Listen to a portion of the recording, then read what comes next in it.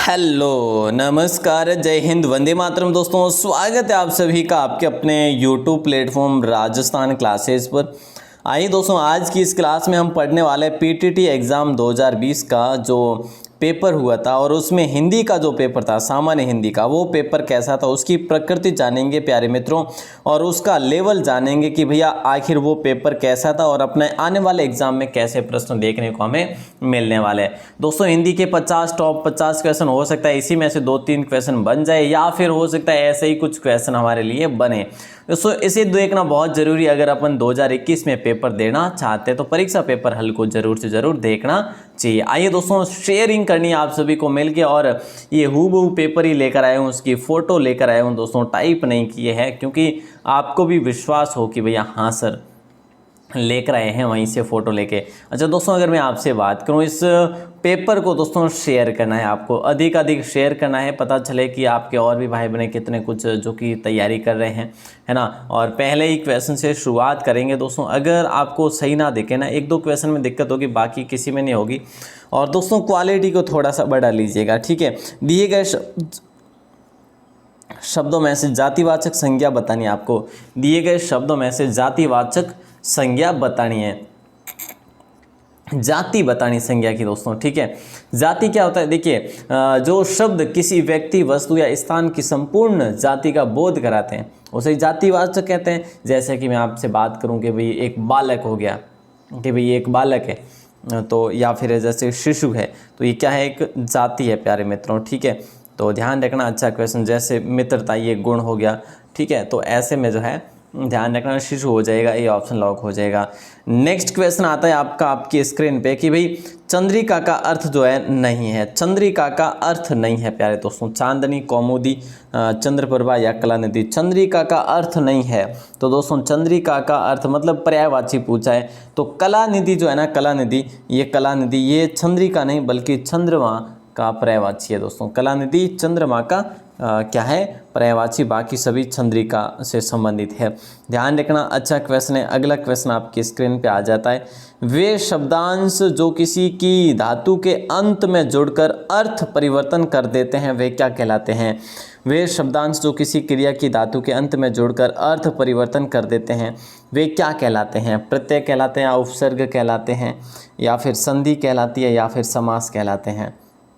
तो प्यारे मित्रों राइट आंसर आप सभी का हो जाएगा कि भैया दोस्तों देखिए, अंत में जोड़ते हैं वो प्रत्यय होंगे, शुरू में जोड़ेंगे वो उपसर्ग हो जाएंगे, ठीक है। तो अच्छा सा क्वेश्चन है। और प्रारंभ में जुड़ने वाले वो बिल्कुल जो है, ठीक है, उपसर्ग कहलाएंगे। दोस्तों नंबर 54 क्वेश्चन है कि भाई शुद्ध रूप है परलौकिक, परलौकिक, देखिए परलौकिक है, पारलौकिक है, परालौकिक है और परलौकिक है, ठीक है। तो राइट आंसर जो होगा, शुद्ध शब्द पूछा है आपसे, तो शुद्ध शब्द जो है ना, इनमें से क्या होगा पता है आपको, पारलौकिक होगा दोस्तों। क्या होगा, पारलौकिक जो है ये शुद्ध शब्द है, लौकिक जो है ये शुद्ध शब्द है। ध्यान रखना, बी ऑप्शन लॉक हो जाएगा। अगला क्वेश्चन आता है दोस्तों कि अंक शब्द के अर्थ को व्यक्त कौन नहीं करता। अंक शब्द के अर्थ को कौन व्यक्त नहीं करता। तो अंक दोस्तों जैसे कि ये क्या है, एक प्रकार के अनेक शब्द है, मतलब कि जैसे कि मैं आपसे बात करूं भाग्य, ठीक है, अंक वर्ण हो गया, देह हो गया, अध्याय हो गया, लेकिन भाग्य जो है इसको जैसे अर्थ को जैसे व्यक्त नहीं करता। ए ऑप्शन आपका सही उत्तर हो जाएगा। बाहु किसका पर्यायवाची है प्यारे मित्रों, बाहु जो है ना, बाहु ये किसका पर्यायवाची नहीं है। कई बार ऐसा क्वेश्चन पूछा जाता है और हम क्या करते हैं, नहीं पढ़ ही नहीं पाते, गलत कर देते हैं। तो देखिए दोस्तों, हस्त होगा, पाणी होगा, हस्ती होगा या भुजा होगा। तो राइट आंसर आप सभी का हो जाएगा हस्ती। हस्ती दोस्तों बाहु का पर्यायवाची नहीं है। हस्ती की बात की जाए तो ये हाथी का पर्यायवाची है। किसका है, हाथी का पर्यायवाची है। हस्त है, पाणी है, भुजा है, ये बाहु के पर्यायवाची है। ध्यान रखना, अच्छा क्वेश्चन है भैया। और अगला क्वेश्चन भी आपकी स्क्रीन पे है, अजात शत्रु का संबंध जो अर्थ है वो क्या है दोस्तों। अजात शत्रु का अर्थ जो है वो क्या है, शत्रुओं पर विजय पाना, शत्रुओं का नाश करना, जिसका कोई शत्रु शेष न बचा हो, जिसका कोई शत्रु न जन्मा हो। अजात शत्रु मतलब शत्रुओं का नाश करने वाला नहीं, बल्कि जिसका कोई शत्रु न जन्मा हो। राइट आंसर होगा डी ऑप्शन लॉक हो जाएगा भैया, डी ऑप्शन, ठीक है ना। अच्छा सा क्वेश्चन था। अगला क्वेश्चन आता है कि भैया विद्या के लिए आलय, विद्या के आलय समास की पहचान करो।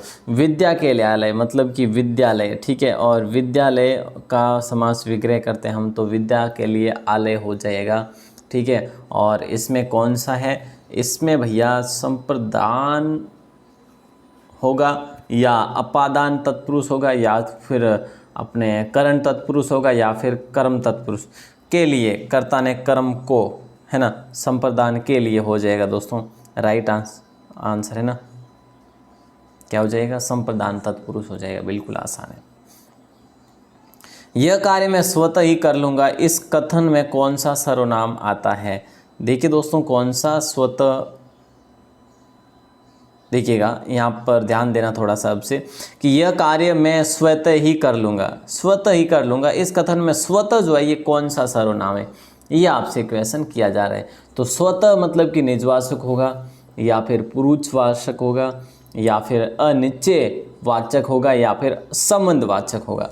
तो दोस्तों इसमें स्वतः ही कर लूँगा मतलब मैं ही कर लूँगा, तो निज सर्वनाम आ रहा है, निजवाचक सर्वनाम आ रहा है, ये ऑप्शन सही उत्तर हो जाएगा आप सभी का। ओके सर, ध्यान रखेंगे। नेक्स्ट क्वेश्चन नंबर 10 है आज का।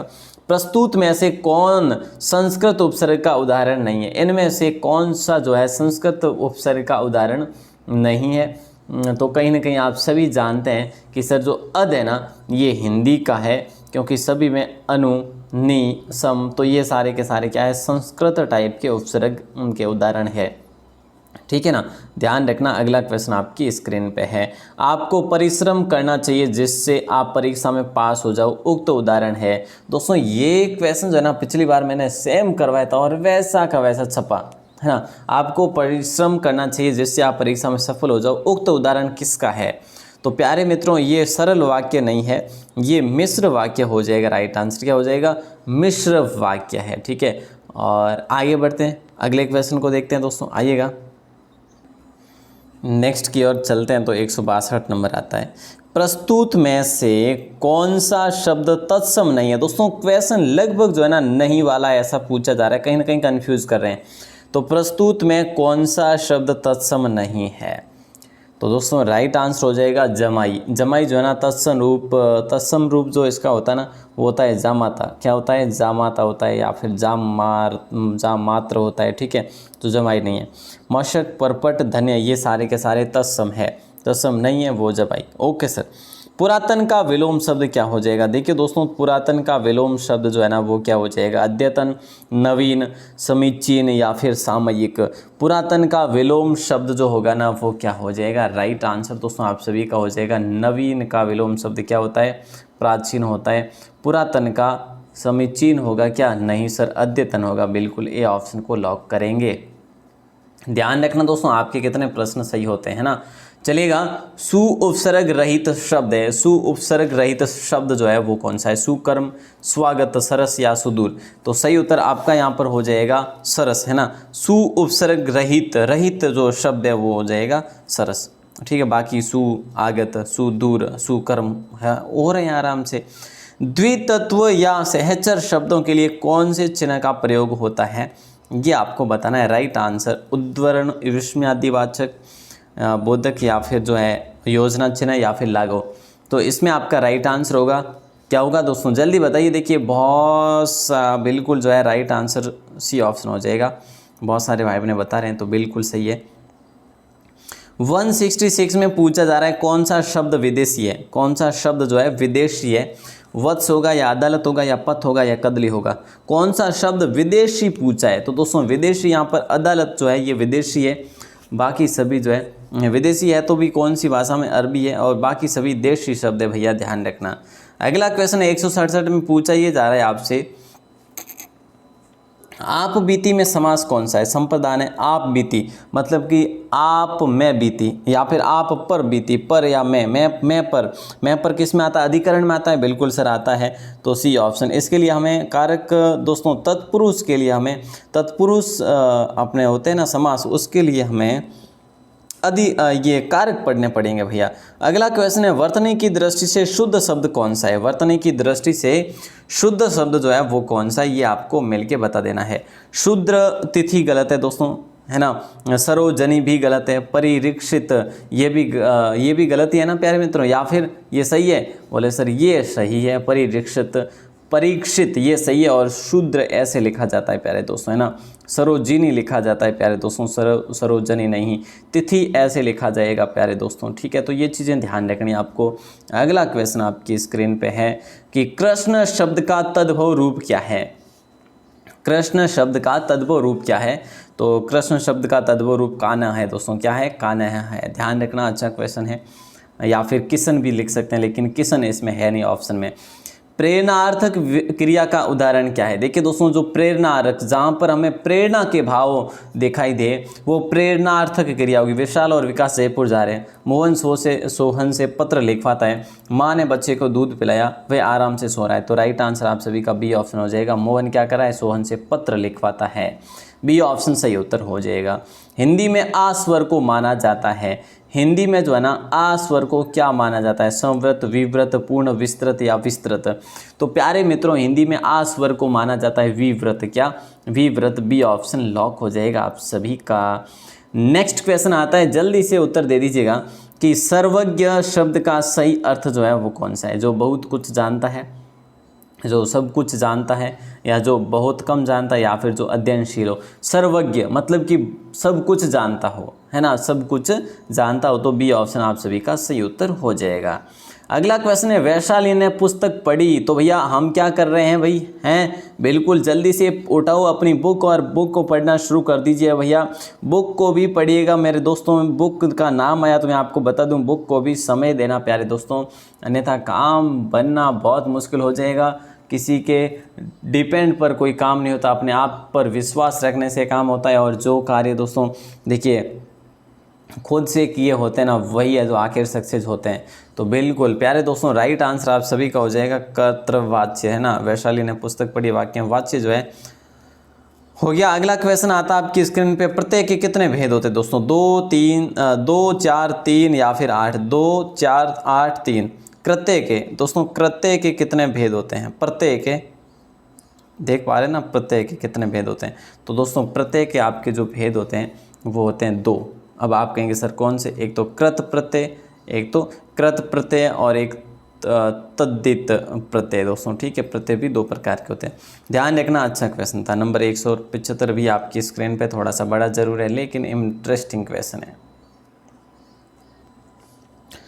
175 नंबर है कि साथ रहकर दुश्मनी ठीक नहीं, इस अर्थ को कहने वाली लोकोक्ति क्या दर्शाती है? ये बताना है।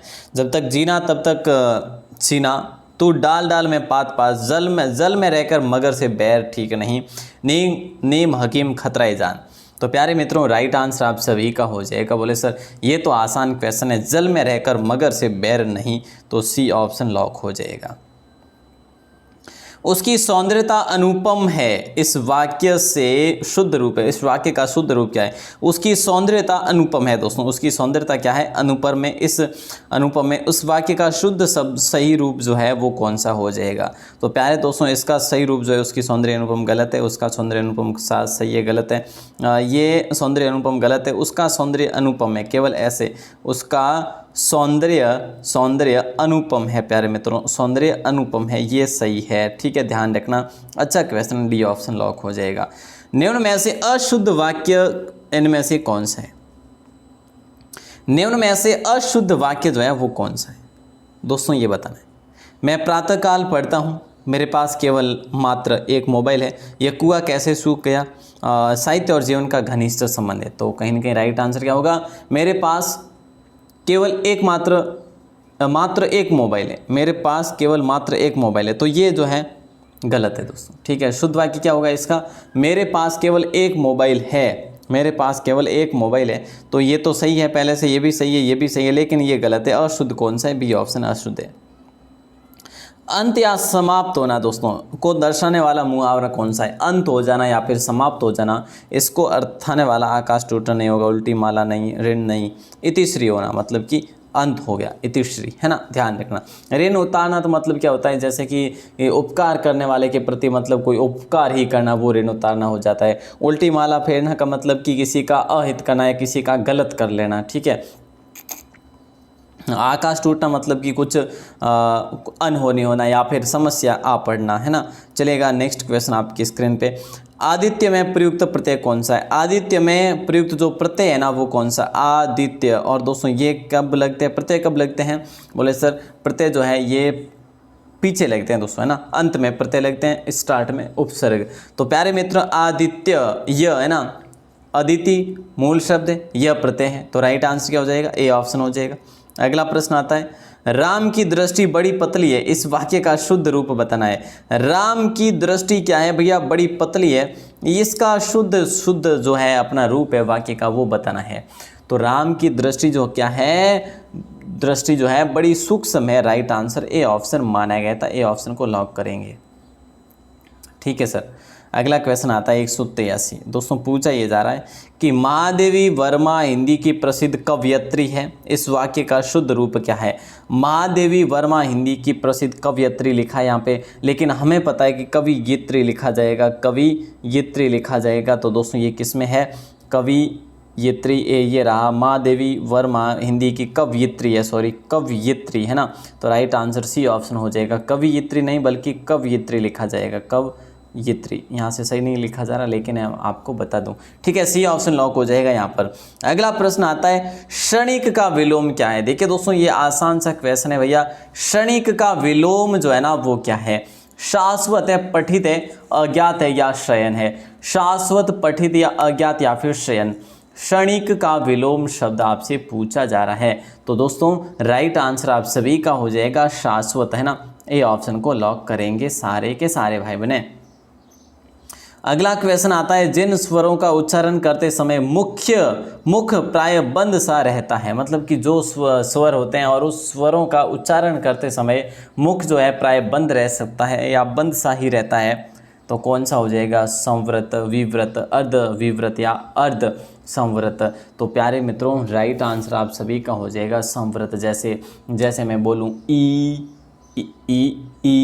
उ जैसे ना मुख बंद सही हो जाता है, तो ए बी ऑप्शन हो जाएगा संवृत, है ना। ओके सर ध्यान रखेंगे। अगला क्वेश्चन है 184।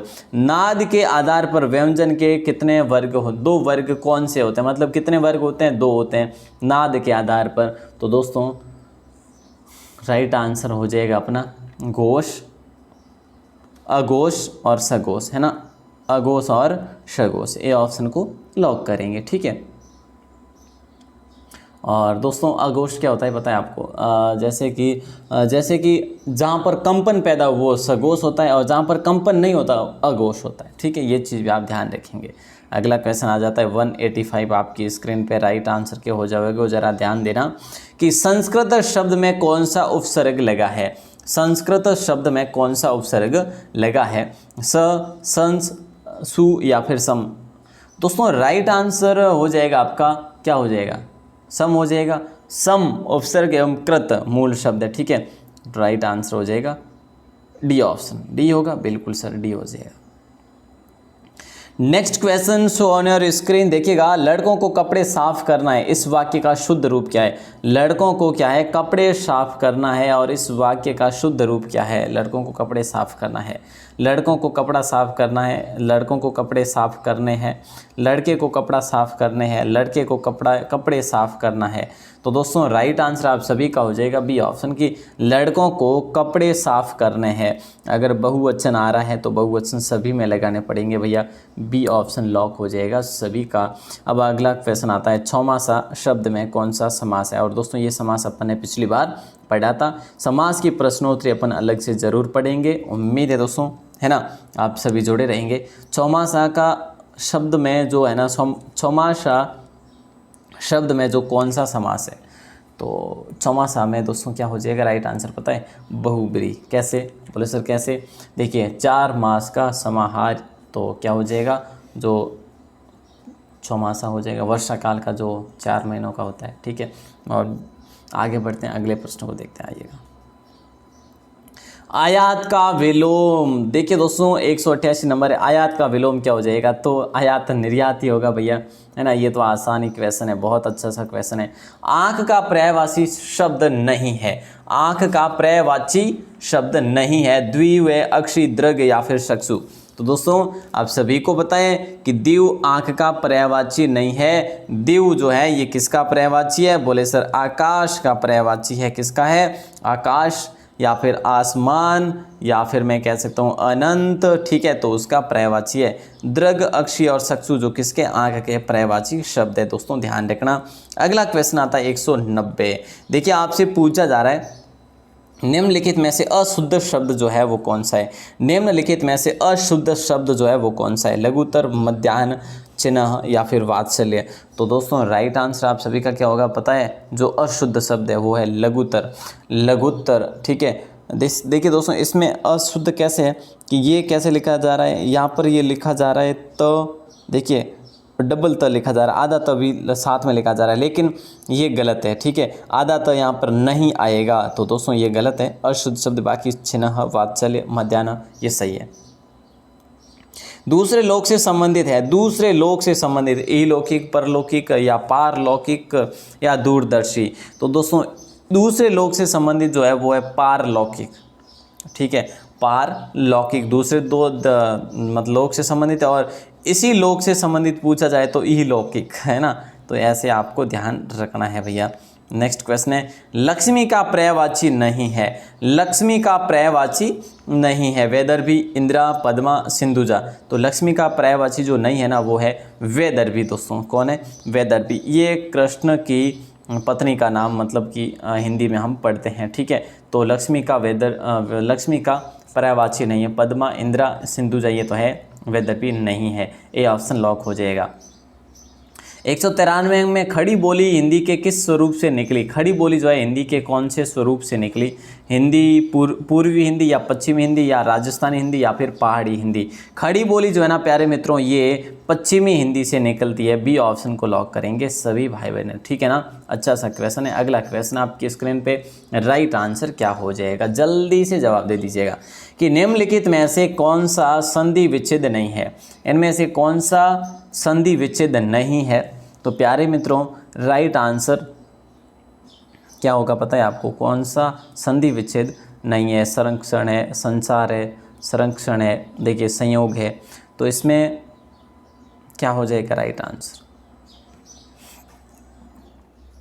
दोस्तों देखिए ए ऑप्शन गलत होगा, सही नहीं है।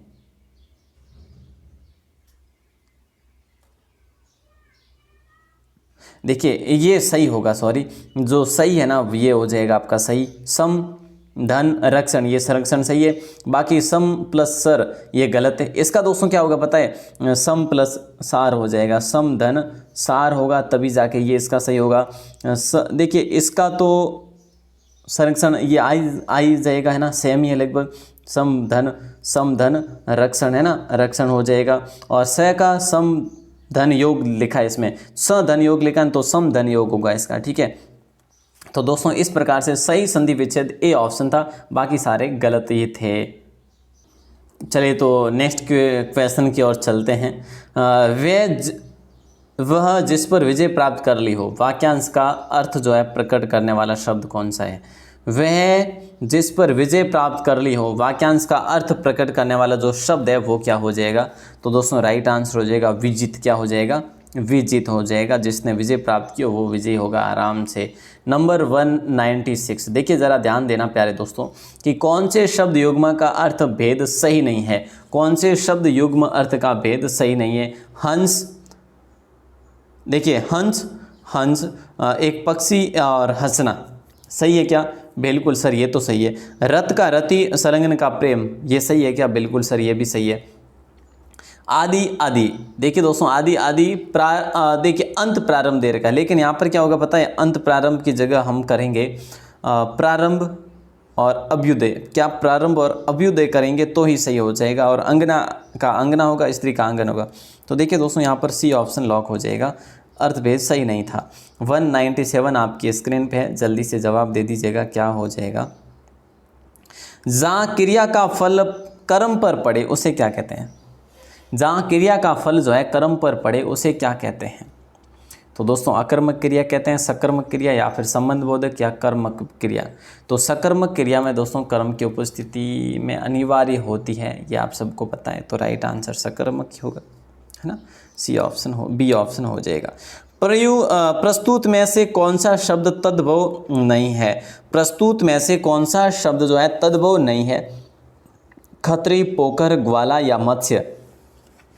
तो दोस्तों राइट आंसर क्या हो जाएगा? सभी का हो जाएगा। प्रस्तुत में से कौन सा शब्द तद्भव नहीं है? तो मत्स्य तद्भव नहीं है, मत्स्य तत्सम है दोस्तों। और इसका तद्भव क्या होगा आपको पता है? मछली होगा भैया, ध्यान रखना। आसान सा क्वेश्चन है। और अगला क्वेश्चन आता है आपकी स्क्रीन पे, देखिए ज़रा ध्यान देना। अर्धशासकीय पत्र में गलत जो कथन कौन सा है?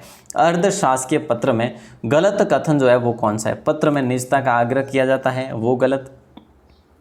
पत्र में अनौपचारिकता होती है, वो गलत।